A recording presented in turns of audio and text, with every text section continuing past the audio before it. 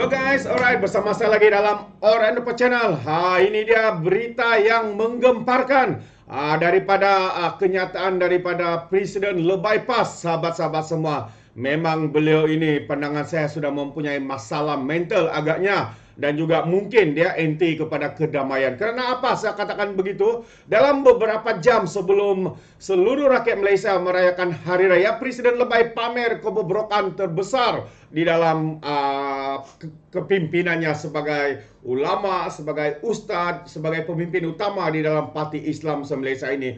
Memang agak mengejutkan kita, sahabat-sahabat semua. Bagaimana boleh mengeluarkan kenyataan seperti ini yang berbaur, membenci, menghasut kebencian kepada parti lain. Ini adalah satu tindakan yang tidak masuk akal, sahabat-sahabat semua. Jadi dengan itu saya ingin membawakan apakah kenyataan bobrok daripada Presiden Lebay ini. Hadi katanya PAS tidak boleh diheret ke dapur masakan DAP. Berbagai-bagai dalil yang dilakukan oleh Presiden Lebay ini. Katanya PAS tidak boleh ditipu dan diheret keluar daripada dasar dan ia halatuju Islam. Kata Abdul Hadi Awang. Justru Hadi dalam satu catatan menerusi minda Presiden yang disiarkan di laman sosial medianya hari ini berkata, PAS tidak seperti UMNO, tidak akan dapat bekerja bersama dengan DAP. Wow, memanglah sebelum ini pun pernah bekerja, tapi apabila sudah tidak bekerja sama, macam-macam dalil yang dikeluarkan.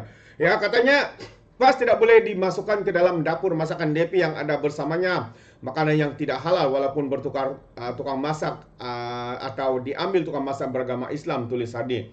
Memang sudah mental agaknya. Hadi mengulas kenyataan veteran DAP Lim Kit Siang baru-baru ini, berkata dia mau melihat UMNO menjadi lebih kuat berbanding Bersatu dan juga PAS.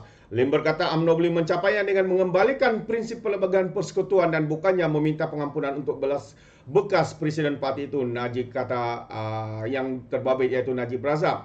Bagi Hadi, apa yang tersirat oleh Lim ialah DAP menegakkan agenda sekularisme yang menurutnya tidak disebut dengan nyata dalam perlembagaan persekutuan. Sebaliknya, kata Presiden itu, parti itu tetap mempertahankan Islam yang ada, yang nyata dalam perlembagaan persekutuan, bahwa negara ini mestilah mengikut tafsiran ajaran Islam berpandukan perkataan Al-Adin yang terkandung dalam Al-Quran.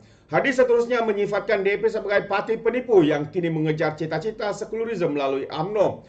Katanya DAP dan sekutu baru mereka cuba mencontohi penjajah dahulu dengan menggunakan raja-raja sebagai perisai manusia sambil meninggalkan konsep raja berperlembagaan dan dipertanggungjawab menjaga agama Islam. Kini DAP mendedahkan penipuan yang tidak dapat disembunyikan lagi, katanya, apabila bekerjasama dengan UMNO dengan tujuan mendapat undi Melayu Islam bagi menampung kegagalan PKR amanah yang kehilangan undi Melayu. Langkah yang menguji rakan-rakan UMNO sama ada perjuangan politik kerana cari makan atau jawatan kerana syarat menunaikan amanah perjuangan agama, bangsa dan tanah air dengan kuasa politik, soal Hadi. Hadi juga mengingatkan bahawa PAS bukannya Melayu Islam yang mudah lupa terhadap deklarasi setepat yang menyatakan tentangan parti itu terhadap pemisahan rakyat Malaysia menjadi bumi putra dan bukan bumi putra. DAP ketika itu dilaporkan mahu kesamarataan etnik menjadi prinsip paling penting dalam proses membina negara. Hadi turut menyelar sikap DAP yang menyertai himpunan kumpulan kiri di Kajang selama beberapa tahun lalu. Himpunan itu dikatakan sebagai memperingati perjuangan komunis menentang Jepun bersama British. Acara pada tahun 2019 itu sebenarnya adalah sempadan sambutan ulang tahun ke-30 Perjanjian Damai Hayat yang ditandatangani antara Malaysia dan Parti Komunis Melaya yang sudah dibubarkan. Pada masa yang sama, DAP katanya memejam mata terhadap perjuangan awal kemerdekaan raja-raja dan para ulama menentang penjajah sejak Portugis menakluki Melaya pada tahun 1511 sebelum kedatangan pendatang yang menyokong DAP, kata Hadi. Presiden PAS itu juga menuduh DAP menyanjung Abu Mayat, bekas pemimpin PKM Chin Peng yang dibawa pulang ke Malaysia pada tahun 2019. Hadi berulang kali menuduh DAP mempunyai kaitan komunis walaupun parti itu tidak ada kaitan dengan mana-mana parti berkenaan. Pada November 2020, ketika sekutu Hadi, Hamzah Zainuddin menjadi Menteri Dalam Negeri, kerajaan mengumumkan bahawa tiada siapa yang akan didakwa kerana membawa Abu Mayat Chin Peng pulang ke Malaysia. Chin Peng adalah antara bekas PKM yang dinafikan hak untuk kembali ke Malaysia walaupun selepas menandatangani perjanjian Damai Hatyai. Aduh, ini dia sahabat semua, bagaimana mentalnya, bagaimana mentalnya pemimpin daripada PAS ini. Kalau kita lihat gambar ini sahabat semua, ini adalah semasa ya dia bersama dengan DAP, dia memeluk erat pemimpin utama Lim Kit Siang ketika itu. Ya, tapi bila mana mereka tidak bersama lagi, ya kita tahu ya dia akan terus menembak, dia akan terus menghasut ya menggunakan bangsa dan agama ya dan juga melibatkan hal raja-raja. Ini ada satu perkara yang tidak masuk akal sahabat semua. Ya, sang lebay begitu terdesak, sang lebay ini begitu ya tertekan untuk membuat hela menggunakan isu sentimen 3R, royal, race dan juga religion di dalam setiap kenyataan, setiap ya ucapan-ucapan yang berunsur politik. Ya, tidak tahulah politik apa yang mereka gunakan, inilah namanya politik kebencian. Ya, tidak hormat menghormati. Di saat rakyat Malaysia bersiap sedia untuk merayakan hari raya yang pertama, ya, waktu itu juga beliau membuat kenyataan yang berbaur perkauman, berbaur ya, hasutan untuk membuat kebencian kepada parti lain ya, kepada DAP, kepada Cina musuhnya. Ini adalah satu tindakan yang sangat resis sahabat semua. Itu pandangan saya yang memang tidak dapat diterima di negara kita, karena kita tahu negara kita ini bukan saja mempunyai satu bangsa, tapi negara kita ini mempunyai berbilang bangsa. Kalau kita lihat di Sabah sendiri, kita punya jenis bangsa 30 lebih. Sekarang ini mungkin sudah menjadi, sebelumnya 37, mungkin sekarang ini sudah sampai 40 lebih, sebab ada beberapa lagi yang baru dimasukkan sebagai salah satu suku kaum yang ada di Sabah. Nah,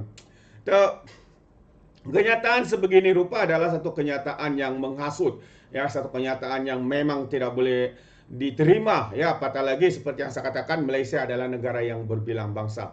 Perkara pertama yang harus kita belajar adalah saling hormat menghormati. Walaupun berbeza pandangan politik, berbeza pegangan di dalam perjuangan politik, tapi apa yang harus ya kita utamakan di dalam kesamaan adalah kita mempunyai ya satu, yaitu untuk kita mempunyai kedamaian, untuk kita saling hormat menghormati bangsa lain, menghormati agama lain. Walaupun kita tahu ya agama Islam adalah agama yang utama di negara kita Malaysia, tapi negara lain, bangsa dan juga agama lain itu harus dihormati. Tapi tidak kepada presiden lebay ini, kepada parti Islam ini yang hanya menggunakan perkara ini untuk meraih sokongan, mendapat simpati dan juga memainkan sentimen Melayu khususnya untuk mendapat sokongan atau meraih apabila kita tahu PRN ini semakin dekat ya pada beberapa bulan lagi ini untuk 6 buah negeri. Jadi mereka begitu terdesak sekali untuk melontarkan hasutan berbaur fitnah, tuduhan yang melampau sahabat semua. Ini adalah satu perkara yang amat memalukan, khususnya individu yang memegang kononnya sebagai ulama, ustaz, tapi kenyataan demi kenyataan yang dikeluarkan itu tidak menunjukkan mereka itu mempunyai agama.